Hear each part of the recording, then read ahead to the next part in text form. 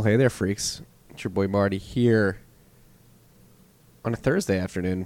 Forget what day it is. The week after Labor Day. Back in the studio with our friend Matt Odell. We were apart from each other last week. It's good to see your face again. Always good to be reunited. Reunited, and it feels so good. We got a lot to talk about today. First, let's get to the price. According to the trade block XBX index, the price of Bitcoin at the current moment is $10,519.24. And I got to sign in to my computer here. So I got a block for my node for us. Signing in. That's 9,500 sats per dollar. By the way. You want me to get you a block? I can get you a block. Yeah, somebody get me a block here. You know what? I can just go to the Explorer. The current block height is 593,411. 411. Okay. Getting closer to the halving. Around Memorial Day of next year. Yeah, I really loved I love that quote from the Bent today that you had. Oh, yeah. Slowly, surely, and somewhat silently. Yeah, we hit all-time high hash rate actually earlier today, I believe, at some point, higher than what I wrote about this morning. We'll get to that in the show notes, in the show topics. But before we do that, we got to give a shout-out to our sponsors. First off the bat, we got Cash App. You know all about them already. They're helping us stack sats. Use the code STACKINGSATS, one word, STACKINGSATS. You're going to get $5, and $5 is going to go to Owls Lacrosse, charity very near and dear to our hearts.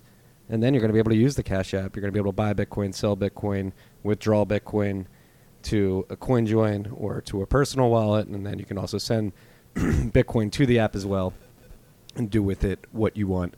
And then on top of that, they have the incredible Boost program. You used it yesterday at Whole Foods, saved 5%. You get a specialized debit card, accepted anywhere Visa is. And you can go to merchants that are teamed up with Cash to save some money. So, again, use the code STACKINGSATS. You're going to get $5. And that $5 is going to go to Owls Lacrosse. Visit your local app store. If you haven't downloaded it yet and you're listening to this show in the States, what are you doing? What are you waiting for? Get on it. Also got to give a shout-out to Unchained Capital, another sponsor of the pod. Their Vault program, their 2 or 3 multi-sig, allows you to create a multi-sig with Unchained with different hardware wallets, whether it be a Trezor or Ledger. I'm pretty sure they're adding cold card support very soon. And then Unchained can be that second signature in a 2 of 3 setup if you ever want to move coins off the Vault. And then on top of that, you can take advantage of their loan program, which allows you to use your Bitcoin to get US dollar-backed loans. You basically use your Bitcoin as collateral and are able to get some liquidity so you don't have to sell your Bitcoin. So go to www.unchained-capital.com/volts to check out their Volts program. Again, that's www.unchained-capital.com/volts. New sponsor here, Matt. Very happy to have these guys on. You and I recorded an episode with their team when we were in San Francisco. Straight badasses. Straight badasses. This episode's also brought to you by Bull Bitcoin for you Canadians out there who are listening, for you Canadian freaks who are listening to this show on the regular. Bull Bitcoin is Canada's only Bitcoin maximalist brokerage. Some of the lowest fees in Canada. You can fund via e-transfer, wire, flex a PIN voucher. It's non-custodial. Send directly to your Bitcoin wallet upon purchase. They never hold your coins. They're running Wasabi and they're coin joining in the background. That you can pay. On top of this, you can pay nearly any Canadian bill with Bitcoin, whether it be your phone bill, internet utilities, direct-to-bank account, and more. They'll never try to sell you any shit coins. You can find them at bullbitcoin.com. That's bullbitcoin.com. Not in Canada, but are a fan of Bull Bitcoin, you can buy some of their swag at bitcoinoutlet.com so you don't look like a pleb. And this is a shout-out to anybody who's going to the Baltic Honey Badger Conference in Riga next week. Unfortunately, I'm not going to be able to make it. Fine folks at Hodl Hodl are holding that conference. And Bull Bitcoin has partnered with the Hodl Hodl team to create an official hat of the Baltic Honey Badger Conference. So if you go to bitcoinoutlet.com and you buy it, they're actually going to be able to pick it up at the conference as you go. So you can buy it before, pick it up. Again, that's bitcoinoutlet.com for the hat. And then if you want to check out Bull Bitcoin and their services, and you're in Canada, you Canadian freaks, go check them out at bullbitcoin.com, and then Bitcoin outlet for the swag. Yeah. I get a free one of those hats because I'm hosting a panel next week in Riga, so I'm super excited for the hat. Your panel looks exciting. You want to talk about that a little bit? Are you excited to head to Riga?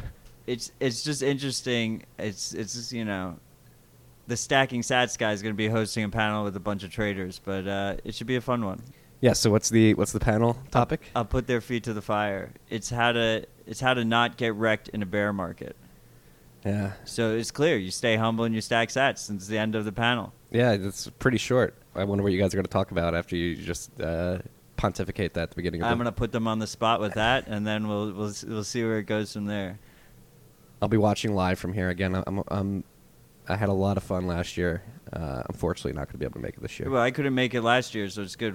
We're flip-flopping. Flip-flop. Anybody headed out there, have fun. It's a great time. Yeah, there's still tickets available. Marty said so many people said such good things about the conference last year, one of the best conferences of the year. Yeah, so I'm super excited. The other thing is, if you are a Canadian freak, we'd really appreciate if you gave Bull Bitcoin a shout out on Twitter. Just let them know you're listening, because there's been some question about how many Canadian freaks we have out there, and I think there's a lot of you. Yeah, I think Canadians are very strong VPN users. Yeah, they just have good OPSEC. They use the US based VPNs. Yeah. Yeah, shout out to all of you Canadian freaks out there. Thank you for the support. Shout out to all you freaks out there. We love all of your support. Big topic list this week. Let's just jump right into it. Something that we ended on last week. We were a bit unsure about the validity of the statement, and it has since been confirmed. Bitcoin Magazine confirmed it, and a bunch of other people, Portuguese citizens in particular, have reached out to Matt and I in our DMs and have confirmed that Bitcoin is exempt currently from cap gains treatment, capital gains tax in Portugal. We're moving TFTC. Portugal's a beautiful country. I can go rip it. There you go.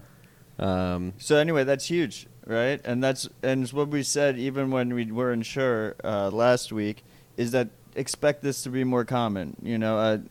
Some of our Portuguese listeners said that the government could go back on this rule, or this ruling at any point. But yeah, of course, any government can. The key here is that. I think that's actually an important caveat to make, is I don't know if it was a ruling, but the fact that there is no clarity just made it so. This is what was described to me. I don't want to dox him on the podcast, so I won't say his handle, but Portuguese listeners said to me that it's basically exempt because there's no clarity at this time. They just don't feel comfortable like putting cap gains tax on something that doesn't have clarity. Okay, that's fair. Yeah. But anyway, I feel like governments will start to try and court Bitcoiners and their businesses and just wealthy individuals in general. They'll compete through their tax legislation, how they handle these things. And also it should be interesting to see if this has any effect on merchant adoption, because one of the main reasons I would never, a lot of the people in 2013, one of the big narratives that we heard all the time was spend and replace, go support your Bitcoin merchants. Spend and replace has horrible tax consequences. That's the main thing that would stop me from spending and replace. Even just the mental headache of trying to keep track of all of that, trying to keep track of like your daily $2.25 coffee purchase or something, is like that's such a pain in the ass. Who wants to do that? And I think that's one of the main limiting factors, besides the fact that we all think the price is going to go up. But it's at least what stops spend and replace from happening. Yeah. So shout out to our Portuguese listeners who are able to take advantage of this tax exemption. And agree, yeah, spend and replace, the mental costs and that come with that are just asinine, especially if you're not tracking exactly when and where you bought Bitcoin and what UTXOs you're using to spend. That's why it's also ridiculous, like all these ETH people who are like, leverage up your ETH with DAI and then put it in Compound and lend it out and Uniswap to this other thing and do that and do this. Like, there's the tax liabilities and tax burden you have there is insane. Even staking, the tax burden of staking, if they ever actually implement it, it will be ridiculous. Like, it'll be taxed at ordinary income. So, like, if they had proof of stake when it was at $1,500 and you didn't sell, you have a bunch of income there that's priced at the time of the staking. Yeah, and I think, was it Ben Davenport who actually wrote a good piece on that? The tax implications of staking? I think so. I think you're right. Yeah. I remember the piece. Yeah, we'll try to find that link. I believe it was Ben Davenport. Yeah, he did it. He basically broke down the tax implications of He was like, the staking. government's going to own all your token at the end of the day, right? Yeah, something like that. That's why people, when they say, like, oh, but if everyone stakes, then it doesn't dilute you. But it does, because it's tax burdensome instead of a deflationary currency, a deflationary asset like Bitcoin, where it's tax positive. It handles the tax system well. Yeah, you don't have to put it at risk and accrue interest on it that is taxable. Right. You can just Yeah. hodl. Exactly. It's not even interest. It's straight income, right? Yeah. Because it's actual income. It's like mining. It's like if you were to be mining. Yeah. So be aware if you're staking out there of the tax implications. Well, none of the ETH guys are staking yet, so. Oh, they're waiting for it though. That's going to be the driver of the monetary premia of Ether. People locking it up in stake. Next topic, we alluded to it in the beginning, hash rate. On September 3rd, so 2 days ago, it hit an all-time high at the time of 88 exahash per second. I feel like we've been hitting all-time highs every week with hash rate for the last couple of months, right? Well, yeah, I actually alluded to it earlier. We hit another all-time high. We had 100.2 exahash at some point earlier today, at about, I believe, 4 p.m. UTC, according to Statoshi.info, which is Jameson Lob's site, which is tracking all this stuff in real time. And yeah, so that's what I wrote about. At the beginning of the year, January 1st, I believe hash rate was around 42 exahash per second. And if you look at the chart of 2019 alone, the first 8 months, it pretty much hovered in this range between mid-30s and low 50s for like the first 6-7 months, and then over the summer it's gone up precipitously. So yeah, it's more than doubled since January 2019, and it hit over 100 exahash earlier today, which is pretty crazy. It's probably a combination of new chips and the fact that the price went up. So miners that that had equipment that wasn't necessarily profitable at the lower price could be profitable again for a little bit. Yeah, and yeah, so that's another thing to take into consideration. I believe we have mentioned this at the podcast at some point, but yeah, What's Miner has come out with these new line of miners, and they just started releasing them to the market at the end of last month, end of August. I was on asicminer.com earlier today looking at like the most profitable miners, and the one they released early last month are like the number 2 most profitable, and apparently there's even more powerful and efficient ones starting to hit the market as we speak. As is tradition. Yes. Ever upwards. Yes, so the Micro BT M20 series is apparently the hottest chick on the mining block right now. They got to work on their naming. That's one thing Bitmain did really well. It was super easy. The S5, the S7, the S9. You knew exactly what you were getting. Yeah. What's the name of that one again? So Micro BT is the company releasing it. They're with What's Miner, and it's their M20 series. The Micro BT M20 series. That's not horrible. It's not terrible. Yeah, as long as they go up in numbers from here. Yeah. No, and these guys apparently are collaborating with Samsung. So, again, an incumbent telecom company getting into the mining chip game, it looks like. Yeah, so be aware. Check hash rate. It's been going up pretty fast, and I'd be interested to see. We started the year at 42 exahash per second. We hit 100 today. We're already basically grown 150% this year. See how much more we can grow the last quarter and a month that we have left here in 2019, rolling into 2020 and into the next halving. Moon. So did you see local Bitcoins strengthen their KYC requirements? I did. And actually had a Venezuelan listener reach out and point out that on local Bitcoins last week, volume denominated in bolivars hit all-time high, which I had to point out is not the best metric to look at. Like if you look at the Bitcoin volumes, if you look at the volume in Bitcoin, it's like half of what it was in the beginning of the year. And then if you price adjust that for U.S. dollars at the given day, volume wise, I believe in January this year in Venezuela, local Bitcoin's volume was, I believe, like $9.25 million a day. And last week it was like 5.1 or something like that, 125. Yeah, the best way to look at it is in USD. Yeah. At least now. Yeah, and I would imagine that the decreased USD volume is more because of the KYC than disinterest. That's what I would surmise. Yeah, and you probably also you have a lot of return buyers who don't go through the service, right? If I was you see that all the time with stuff like Airbnb. You stay at someone's house one time with Airbnb, and then every time after that you cut out the middleman, all right? So I wouldn't be surprised if that was the case as well. Yeah. Yeah, so what are the exact upgrades to their KYC policy? It seems that everything that's over $1,000, you need full KYC. They're just locking it down. $1,000, 1,000 euros per year. So basically everything is KYC now. And, this is a similar situation as we saw with Shapeshift, which Shapeshift has a completely different business model. They were to convert Bitcoin and shitcoins in between, go back and forth. But the whole point of Shapeshift and the whole point of local Bitcoins, there are two main value props. The main value prop for both was the lack of KYC, that they were privacy-focused businesses.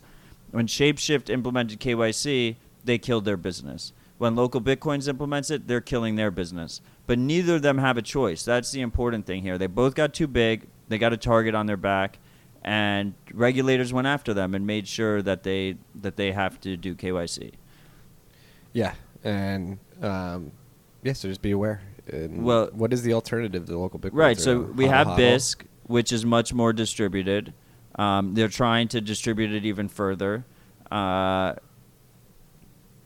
with BISC, like, you're basically running a node on your computer when you run the software.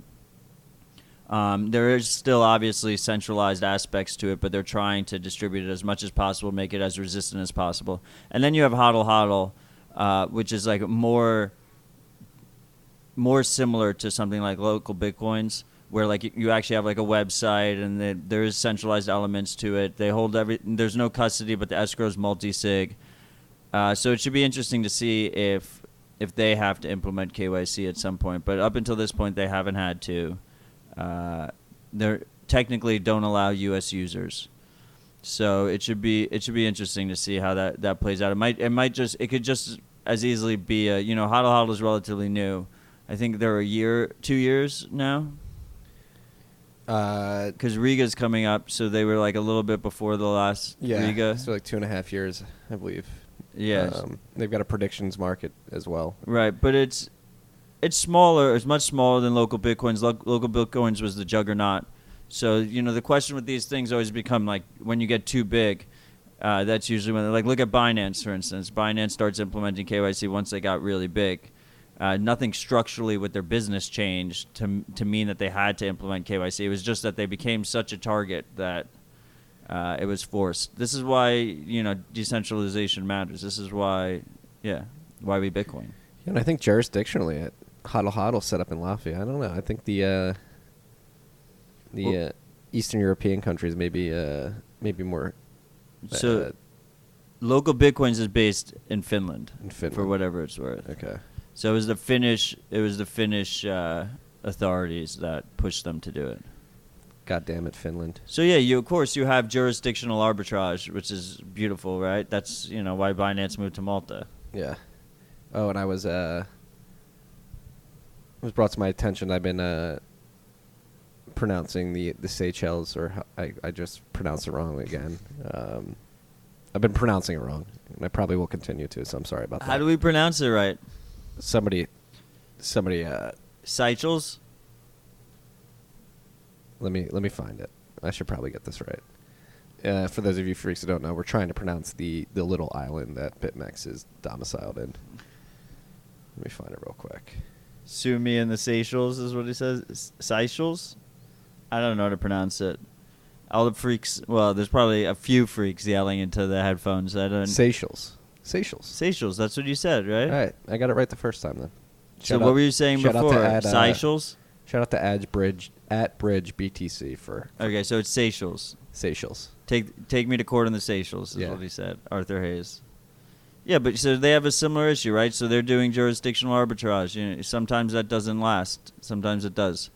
So we'll see. We'll see how these play out. But try out Bisq if you haven't. They have some liquidity issues. You know, not enough people use it, so orders take longer to process. But if you go in there, you place an order, then you can help improve the liquidity issues. Yes, liquidity is king. We got to start somewhere. Yeah, so if you're using local Bitcoins and you're worried about KYC, be aware. They are increasing their KYC rules. They've already increased it. It's done. It happened. You're fucked. Next topic, a little bit more technical. This was brought to my attention via the Bitcoin OpTech newsletter from this week. Shout out to Bitcoin OpTech. If you guys are looking to learn about what's going on in Bitcoin development world and Lightning as well, make sure you're subscribed to the Bitcoin OpTech newsletter. It's a fucking treasure trove of information. This week they highlighted a CoinJoin scheme that Adam Gibson proposed on the Bitcoin mailing list called Snicker. And Snicker stands for... Great name. Incredible name. If you're hungry for privacy, grab a Snicker.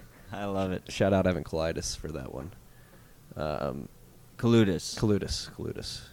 Yeah, so Snicker stands for Simple Non-Interactive Coin Join with Keys for Encryption Reused. I am not an expert of how this works yet, but the way I understand it is you create a pre-signed Bitcoin transaction, and you basically try to create a coin join with somebody who has reused an address, and you basically create a transaction with two outputs that sort of obscure your path on the blockchain, and then the person who you're proposing this coin join to with the reused address, they can accept that and sign the transaction. It's a two-person coin join. Yes. And the reason it has to be a reused address is because that's the only time you see the public key. Because addresses are public key hashes, they're not actual public keys until when you spend, the public key becomes revealed on the blockchain. So you can scan the blockchain, find a public key that's been revealed, and then build a coin join with that. This is my understanding. Build a transaction with that pub key, and then you broadcast that through like a side channel, whether that's like an app or something else, and then the other person is hopefully listening for this broadcast, picks it up, finishes the transaction, and then broadcasts it from their end actually onto the Bitcoin Chain. network. Yeah. Onto the network, yeah. That sounds right? Yeah, I believe that's how it works. Again, we're not experts on how this works. But So the issue there is, if you care about privacy, you shouldn't be reusing addresses. And then the second issue is, you need, like, the recipient needs to be actively listening to know that, like, oh, this person wants to coin join with me. But I guess if Taproot gets... Yeah, this will be you won't have to use you won't have to use reused addresses if Taproot is implemented. Because Taproot exposes the pub key by default. Yes. So if Taproot gets soft forked in, then it won't be relying on reused addresses. Yes. So it seems it's definitely a little janky right now and probably not straightforward to your average user, but it seems like it is a process that could have a UI built on top of it. And while, yes, most privacy-conscious people are probably not going to reuse address, there probably are people who have accidentally reused addresses, and maybe they'll use it as an opportunity to do a quick coin join or something, or an easier coin join. Yeah, I mean, it should be interesting to see how it plays out. You know, combined with Taproot, it makes a lot more sense to me. But regardless, it's always good to see people thinking about this stuff. Yeah, creative new ways to improve privacy on Bitcoin. Yeah, so check out Snicker. Again, simple, non-interactive coin join with keys for encryption reused. That's a little bit of a mouthful there. They have Hong Kong on the Chromecast right now. Sending a message. Hong Kong. Let's talk about that. don't know if we even have this on the list, but Carrie Lam. We don't have it on the list. What is she? The president, the prime minister of Hong Kong? CEO. CEO. Who knows? I don't know. But she apparently quote unquote pulled the extradition bill from the floor, which is what the protesters have been hitting the streets for. If you freaks are not abreast of the situation, there was a bill on the floor of the Hong Kong Parliament or House of Representatives, whatever their governmental structure is over there. And the bill basically would have allowed mainland China to extradite Hong Kongers at will, which is sort of a no-no when Hong Kong is supposed to have semi-autonomy from China, and that autonomy is definitely being eroded away right now, hence why the protesters hit the streets. And yes, Carrie Lam did quote-unquote pull the bill from the floor, but it seems like it's just a hand-wavy action. She didn't actually pull it. She proposed to pull it, right? I believe I read that it was officially pulled. But either way, it could be bullshit. They could just pull back at any time they want to. The people on the ground there seem to be saying it's all bullshit. The protesters aren't taking it.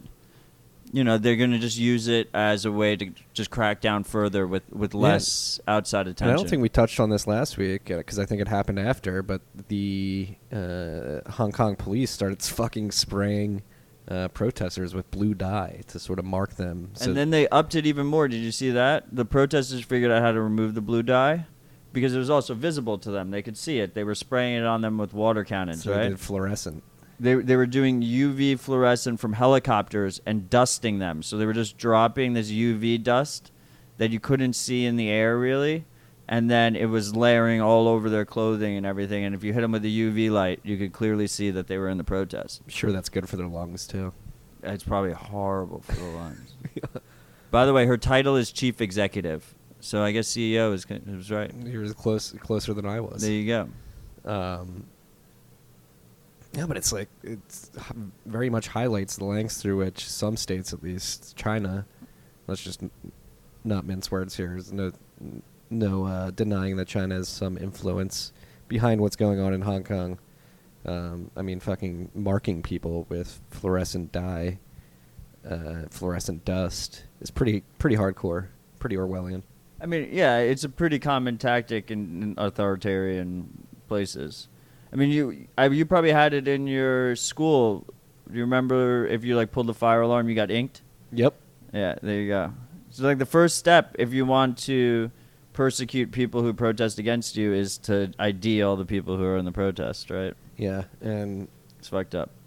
It's very fucked up, and the lengths through which the protesters went to avoid getting ID too. In the beginning of the summer, and throughout the summer, when they were using cash to get on the subways instead of their cards, and the lasers that they were pointing at the cameras, and all the maneuvers that they've sort of pulled throughout the summer to hide their identities. And this was the last ditch effort. I guess it was like, fuck it, we're just gonna obscenely mark you. And then we have that app that's been making the rounds, BridgeFi. Oh, yes. So BridgeFi, this was brought to our attention by BLair 6909, or I think it's BCJ 6909. There's a J Twitter. in there or something. Yeah. Matt's going to pull up his handle. But he pointed out to us that as these protests have been going on in Hong Kong, the Chinese government has also, beyond marking people with dye and ink, they have also shut off the internet and communication channels for these protesters. I believe Telegram had a mass outage at one point. The internet was shut down, so basically communication between the protesters was being inhibited, by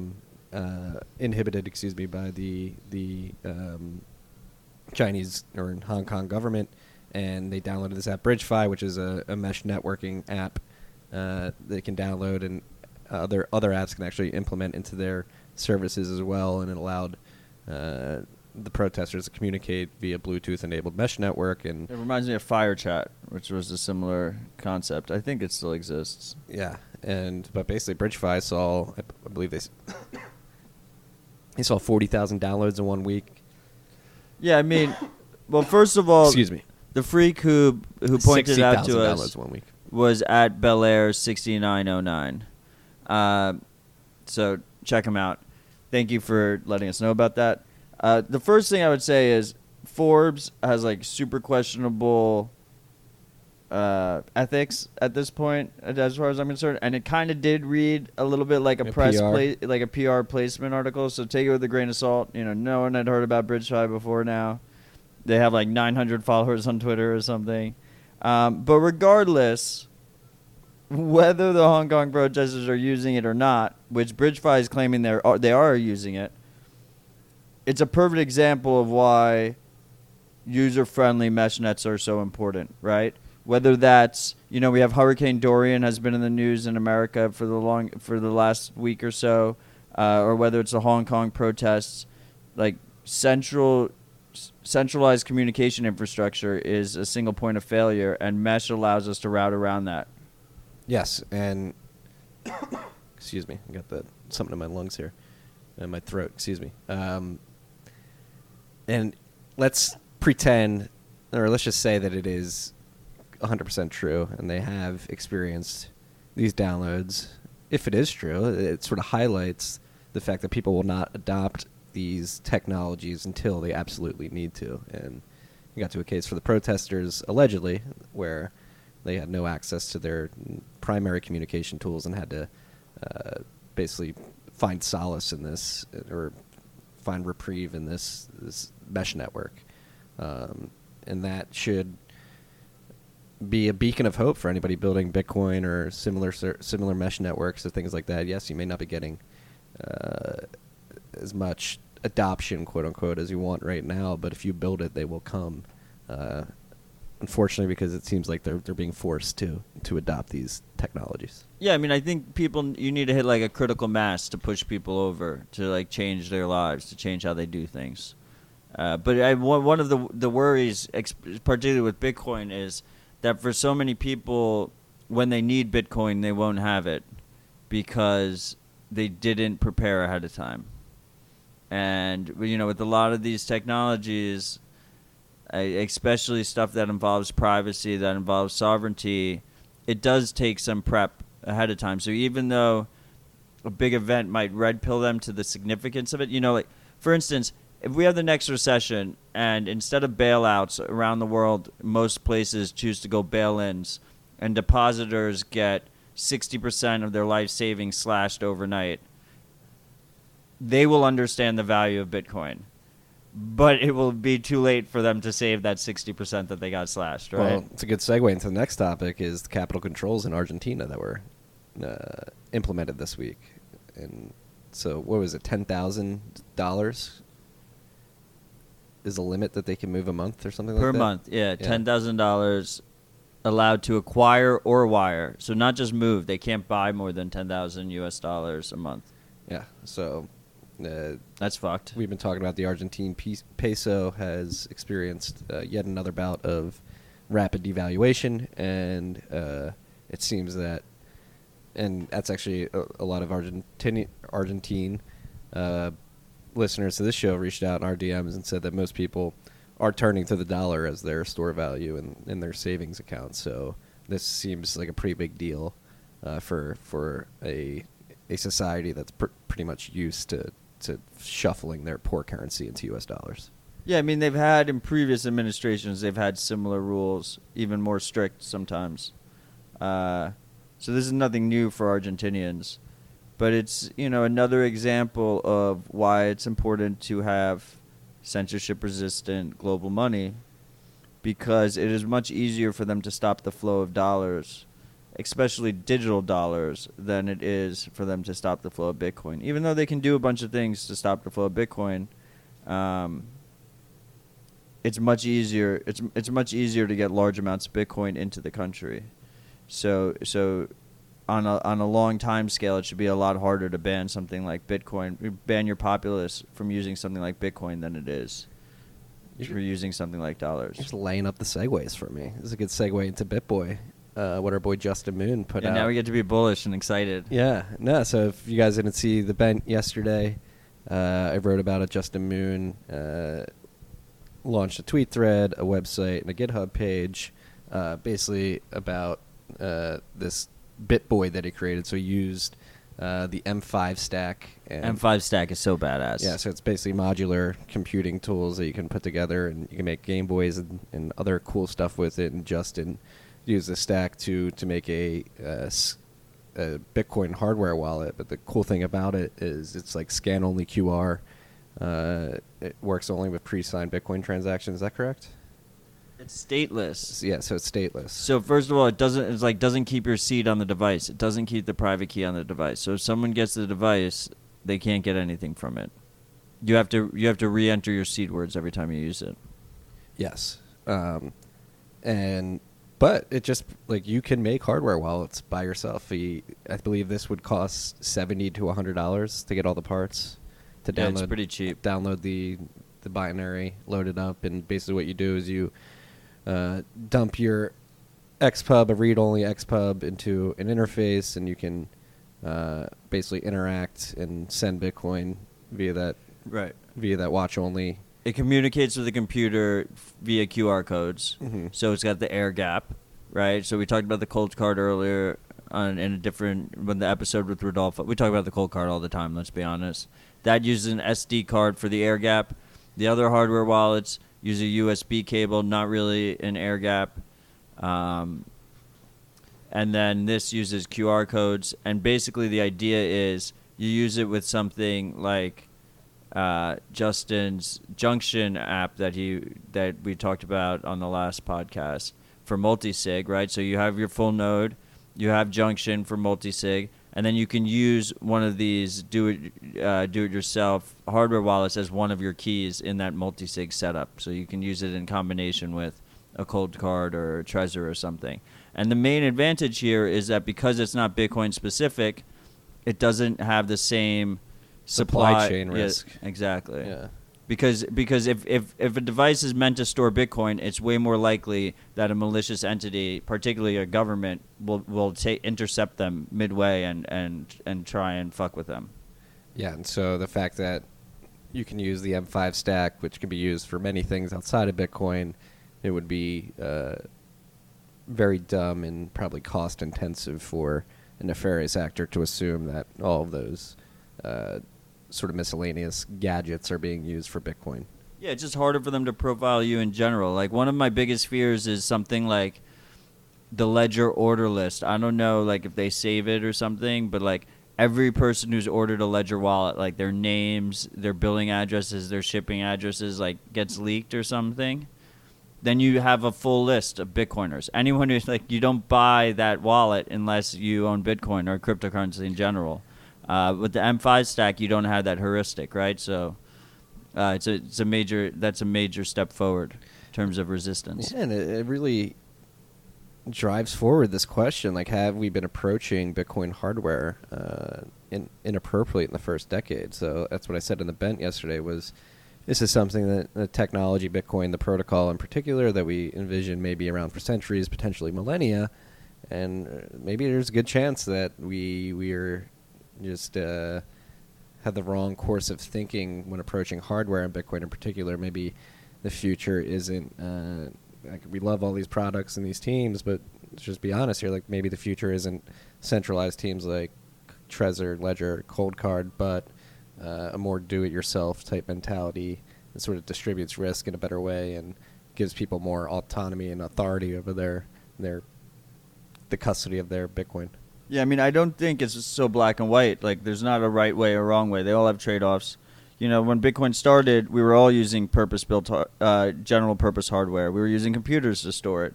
And then we went to purpose-built hardware wallets that are designed specifically to secure your Bitcoin.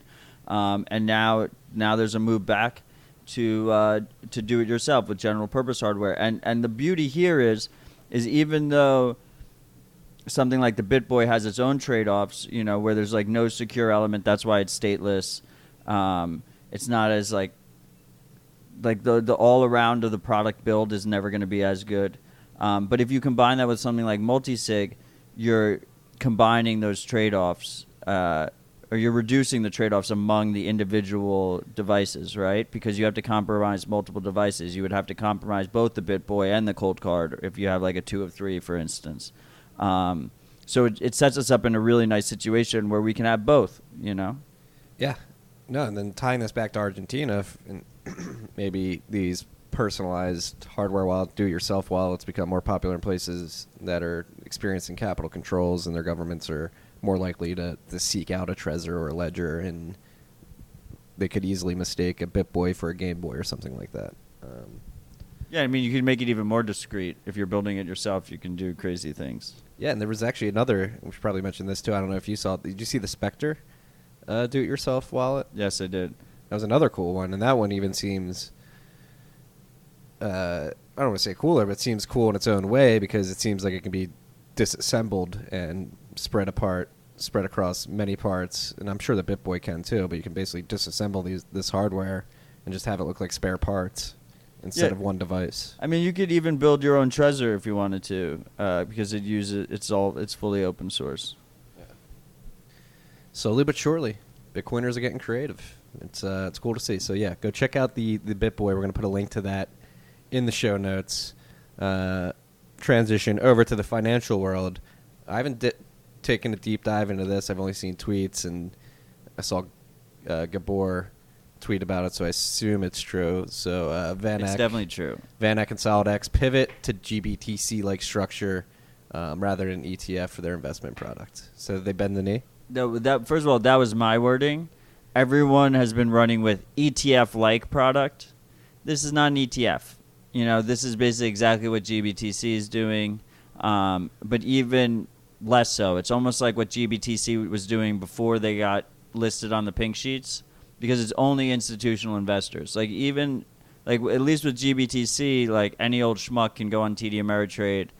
I apologize to any of you that have GBTC in your holdings, but they can go into TD Ameritrade and buy it as if it was a regular stock or a regular ETF.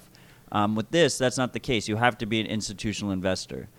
So, is it good that investors have more options to get Bitcoin exposure? Absolutely. Is this ETF-like? No, this is not ETF-like. This is not some super bullish news that everyone should be going crazy over. It's just a nice additional option to institutional investors only. A small, but yet another road on-ramp into Bitcoin. Or maybe it's potentially big if they're getting in front of the institutional investors that actually want to move money into the space, but that is yet to be seen. I just feel like institutional investors have a bunch of options already. And that meme's been floating around for quite a while, too. Like they can the get institutions in if they are want coming. to. Yeah. And go on Cash App. Hey, if you institutions are out there. Yeah, with their $5,000 a week limit. 10,000. No, it's only for some of us. Like I have $10,000 a week limit. You have a $10,000 a week limit. I believe so. But I think we are VIPs and we got bumped quicker. I think people start with a lower limit. Yeah, if anybody wants to help me test out that limit, you can send some fiat to hashtag Marty Bent, and I'll try to liquidate it into Bitcoin. Just dropped his cash tag on air. Yeah, so that's out there. That exists. I know the VanEck team's been fighting hard for this ETF. They're not fully there yet, but it seems like they're making a little progress, at least getting something to the market. But for real, they could use something like the CME futures if they want to get exposure. Ledger X. Yeah, there's all these funds that exist just for institutional investors that we don't see. But it is a little bit demoralizing almost. Is that VanEck and SolidX? It seems like they kind of realize like an ETF is still very far off. Yeah, I mean, we don't need an ETF. ETF would just be good for the average American. Bitcoin doesn't need the ETF. Well, let's play like cypherpunk devil's advocate here too. Like an ETF would potentially consolidate a lot of supply. So maybe the longer it's held off, the less supply it can mass, which is better for. It doesn't really play into Bitcoin's decentralization, maybe more its distribution, but.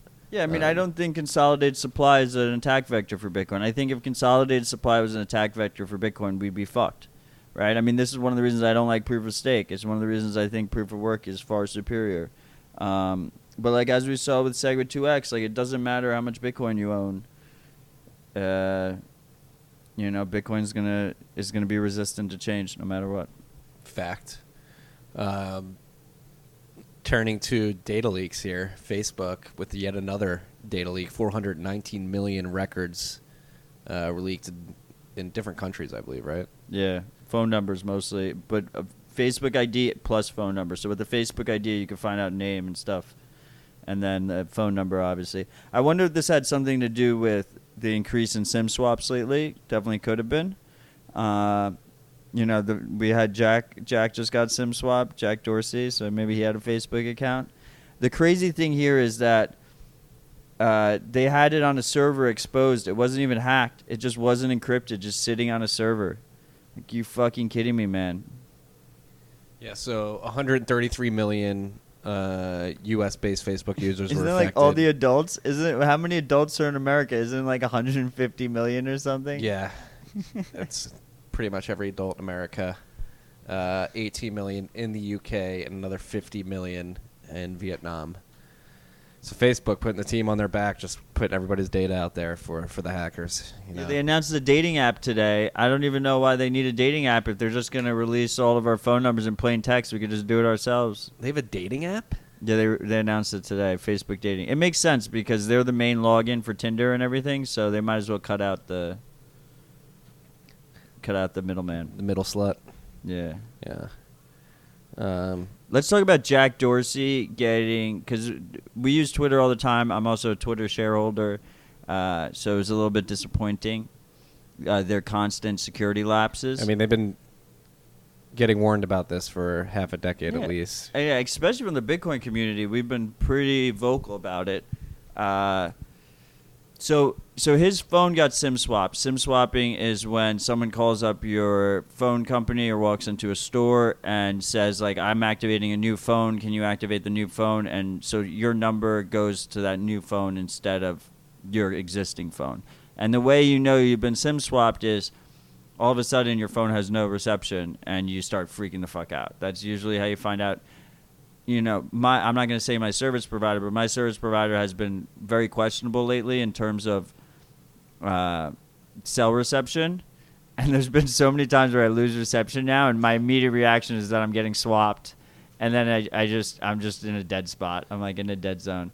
But anyway, they SIM swapped him. Usually what they do at that point is they do a password recovery with the phone number. In this case, he had that locked down, so they couldn't do that. Twitter makes it very hard to lock that down, which is strike one. That's really fucked up. But he did have it locked down. The actual way they got into his account was they were using the tweets by SMS feature, which is, Twitter was originally an SMS-based service where you would send tweets in by SMS, and it's enabled by default for all Americans. So if you have a phone number on Twitter, which they require you to have in order to have two-factor, even if you disable phone-based two-factor, if you want to have app-based two-factor, the time-based one that uses an app, you need to have the phone number still on your account. And if you have the phone number still on your account and you're an American, or most other countries, there's like a couple countries that it depends on your carrier, but like pretty much every country, it's just on by default. And if someone gets your phone number, they can send whatever tweets, retweet, whatever they want, all through the text-based function. Seems like a pretty drastic attack factor. Yeah, it's ridiculous. And there's only one way to disable it if you want to have two-factor. You have to create a new Twitter account and link your phone number on both. Whichever the one was the most recent one is the only one you could tweet by SMS. Because I realized, Final Message uses the same account. Like, I'm protected on my personal account just because the Final Message account is vulnerable if someone SIM swaps me.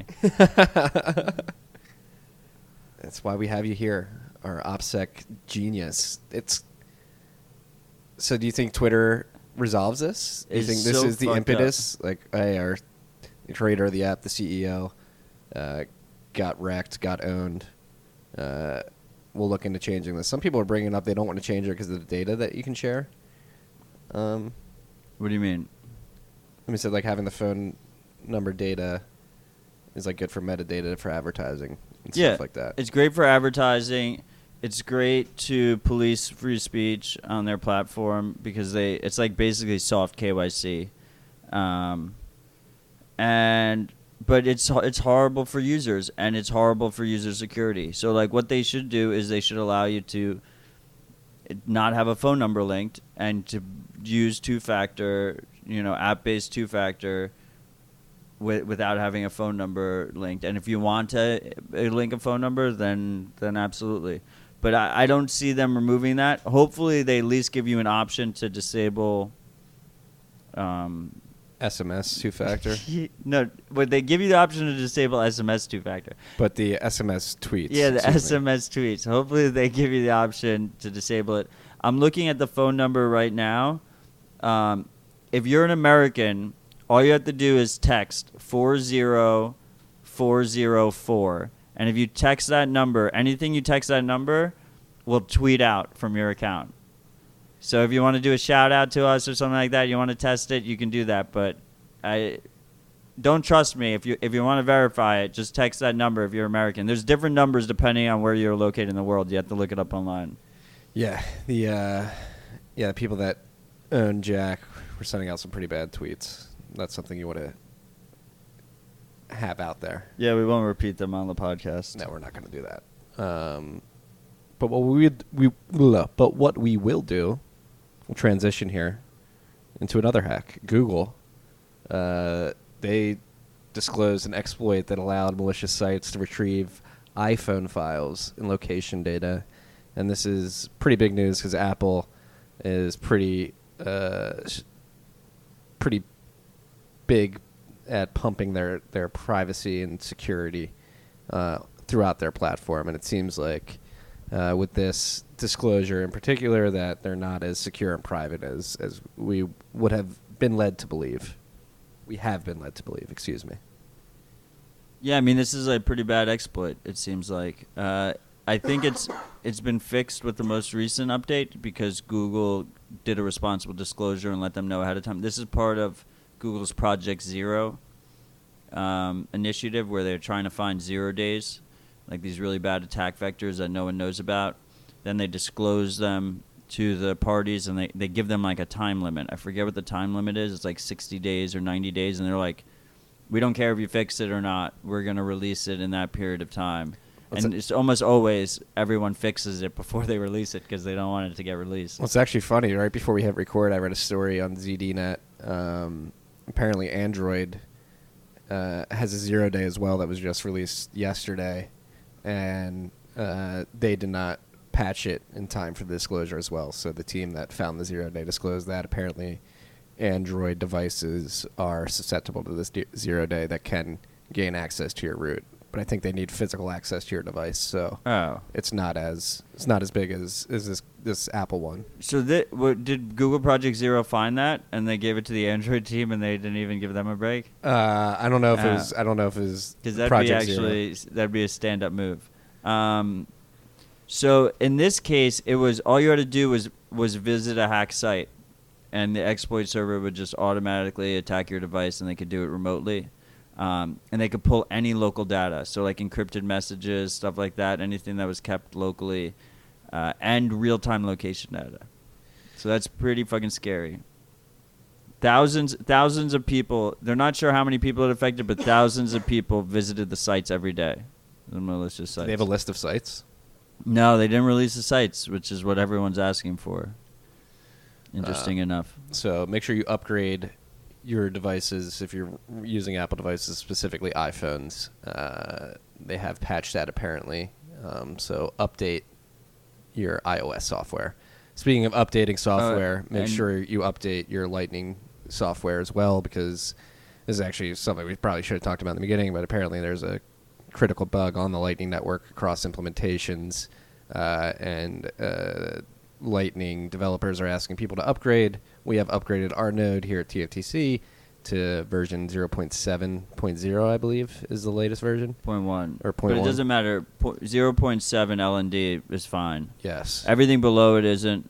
Basically, all of the implementations, if you're on the most recent one, you're good. So make sure you get on the most recent one. Yes, and they're going to disclose whatever this 0 day bug was in a few weeks, it seems like. So they're going to give you time to upgrade before we don't know what it is. Yeah. We've been asking people what they think it is, and it's been pretty hush-hush out there. Yeah, everyone's got tight lips. Yeah. Which is good to see. Responsible disclosure was on the mailing list. And is Lightning failed? Has it failed? no funds have been stolen yet, so we have that going for us. Let's knock on wood here. Funds are SAFU. But yeah, this is something, again, this is a very instance highlights the fact that Lightning is still experimental software. You are being reckless. We are being reckless experimenting with it. But again, it is still beta. And yeah, so there's a bug out there. If you are not on the latest version, make sure you upgrade as soon as you can. Yeah, and like don't keep too much money on the Lightning Network. You know, it's for smaller transactions. Like not everyone needs to be a routing node, and they're hot wallets, right? They're connected to the internet by design. So and the fact that it's still very early in Lightning, so you want to be careful about it and not put too much money on. Reduce your attack vector there. Yeah, be aware. And then the other thing re-Lightning is I did the second installment of our TFTC guide series on YouTube. So if you want to check that out, that one's Lightning Network for beginners. We did it with Breeze Wallet, which basically allows you to get on Lightning within 15 minutes. And all you need is a phone, whether that's Android or iPhone, and the ability to send a Bitcoin transaction. If you have a phone and you can send a Bitcoin transaction, you can be on Lightning in 15 minutes. It's super fucking easy. Yeah. Thank you for doing that video and educating the freaks out there. It's a great video. Less than 15 minutes. It's only like 12 minutes, 52 seconds. Yeah, basically you need a wait a confirmation. That's the time. Like you need a Bitcoin confirmation to go through. So that Bitcoin confirmation could happen in 3 minutes. It can happen in 30 half minutes. an hour. Yeah. So I just under 15 minutes sounded like a nice balance. Yeah. May not be under 15 minutes depending on the Bitcoin confirmation time, but yeah. It is a very seamless way to get onboarded onto the Lightning Network. So go check that out. If you guys haven't checked out our YouTube channel, make sure you go check that out. Subscribe to all the podcast platforms if you can. Please review. If you guys are liking this, reviews go a long way. Ratings go a long way. We're blowing it up. We are big announcement here. We got T-shirts coming for you freaks next week. I'm getting the samples hopefully tomorrow. Just gonna triple check, make sure they fit right and look proper, and then we're gonna drop. The quality needs to be good. Yeah, we want the quality to be good. So that will be up on our site next week. We also got some upgrades coming to the site as well. Been working with our boy DJ Seeds to get some new functionalities. We're gonna have more data, more stats pertaining to Bitcoin for you guys. We have new hats coming too. New hats. We're trying to blow it up. So again, if you're appreciating this, if you're liking this, and you're not able to contribute via tftc.io/contribute, please smash that subscribe button. Give us some ratings. Tell your friends about us. We love you freaks, and we've been having a very, like we said in the beginning of the year, we're going to have a lot of things going on, a lot of growth, and we've had some crazy growth this year, and just want to give a shout out and a thank you to everybody listening right now. Love you, freaks. It's been such a joy taking this journey with you all. Yeah, we've got a far way to go. We've got more to come, a lot more content to come. I'm very excited for what we have on the horizon. The video content is going to be turned up as well. So again, make sure you're subscribed to YouTube. Matt, do we have anything to riff on at the end here? Yeah. I have a couple things. Whew. This was going to be one that I was going to be like, I can't believe we didn't talk about it. So there you go, freaks. You're getting one. Trezor just implemented Shamir secret sharing backups. Did you see this? I did not see this. So Shamir secret sharing is a way to split a secret, in this case a seed, up into multiple fragments where you need a certain threshold of those fragments to create the secret again. It's very similar to the multi-sig threat model, but in this case, you need that threshold to even get any kind of data about what secret you have. You don't have. It's not like you have like with multi-sig. You can see the construction of the transaction. With Shamir's secrets, you need that full threshold to see anything. There's no like brute forcing when you have to. I mean, you can't do that with multisig anyway. But anyway, the beauty of this is that when you set up a new Trezor, instead of getting a single 24-word seed or a single 12-word seed, you can get 5, whatever threshold you want to set. You can get like 5 20-word seeds, and then you can set whatever your threshold is. So let's say 3 of 5. So you have 5 20-word seeds, and to restore that hardware wallet, you would need 3 of those fragments, 3 of those 20s. 3 of those 5. 3 of those 5, but 3 of those 20-word seeds. Combine them together, well, then put them into the Trezor, and then you're restored. So just add a layer of security. It's a much more secure way to store a seed, right? Because if you store your seed currently, right, like these Bitcoin wallets have the 12-word seed, those backup words that they give you. If someone gets a hold of that seed and you don't have a passphrase, then they have access to your funds. If you have a passphrase, which you should, then that acts as the 13th word, the additional word at the end of the seed. In that case, they can try and brute force that passphrase. So if your passphrase isn't secure, they can get into it. In this situation, you could store these 5 seeds in different places, and they have to actually physically get to those different locations. So it's a huge improvement in terms of seed security, seed storage. They actually have a full spec for it that they're calling Slip 39 that it looks like other hardware wallets are going to implement too, which is fucking fantastic. And then the other thing here is, a lot of people say multi-sig makes a lot more sense, like trade-off wise. And sure, but that doesn't matter because you can use this in combination with multi-sig. Basically, like one of your multi-sig keys could then be split into 5 fragments. So you have like multi-sig on top of Shamir's. You can use them both in combination. It's not mutually exclusive. It's just another option.